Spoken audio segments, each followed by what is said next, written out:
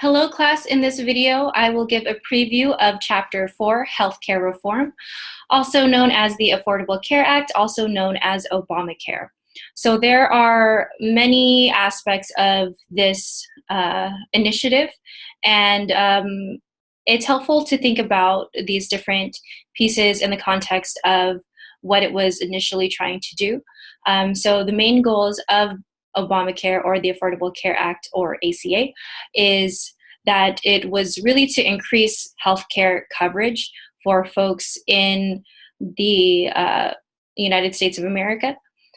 So increasing insurance coverage so that folks can actually use healthcare rather than just showing up at the emergency room or just going when things are already severe. Additionally, the goals were to improve the quality of care while also reducing the costs. So with that, a lot of things came out of the Affordable Care Act, such as health insurance exchanges, expansion of Medicaid, increasing young adult coverage, and things like that. The chapter gets into all of those details. It also includes a helpful table to see the implementation of each of these pieces. Although it was signed in 2010, it really was a phased approach. So we are still trying to see the impact of it to today. I do want to point out the essential health benefits on page 54, table 5.3. So these are the different benefits that each program is required, or each health insurance plan is required to include, to make sure that no one has plans that aren't fully going to cover what they need. So this includes ambulatory patient services, emergency services, hospitalization, maternity and newborn care, mental health and substance use disorder services, including behavioral health treatment, prescription drugs, rehabilitative services and devices, laboratory services, preventive and wellness services and chronic disease management, pediatric services, including oral and vision care. So perhaps one of the professions that you're interested in is directly mentioned or relevant to these essential health benefits. The chapter also covers challenges to launching the Affordable Care Act. So there were several challenges to this getting off to a smooth start. So that's mentioned here, as well as Supreme Court decisions that have, since it was signed, changed what it actually looks like.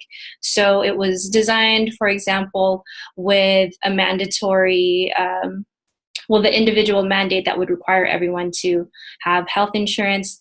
And it was expected that all of the states would expand Medicaid to folks with higher incomes, but still low income.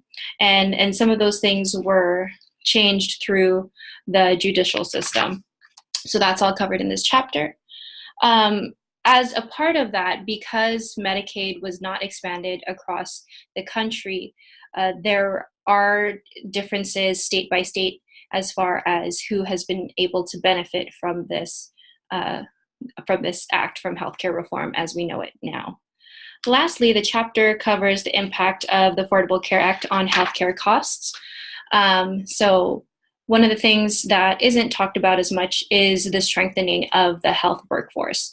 With the increase of individuals using health services, the country will need a more robust healthcare workforce. And so as part of the Affordable Care Act, there's funding included, such as scholarships and training programs to ensure that there is a workforce to serve all of these people. So that's something that can directly affect you as far as thinking about your career options and how it relates to healthcare reform. So those are some things to consider as you read through the chapter. And it's an ongoing and evolving thing, healthcare reform. So I recommend that you stay plugged into the news to hear how some of these things develop and change.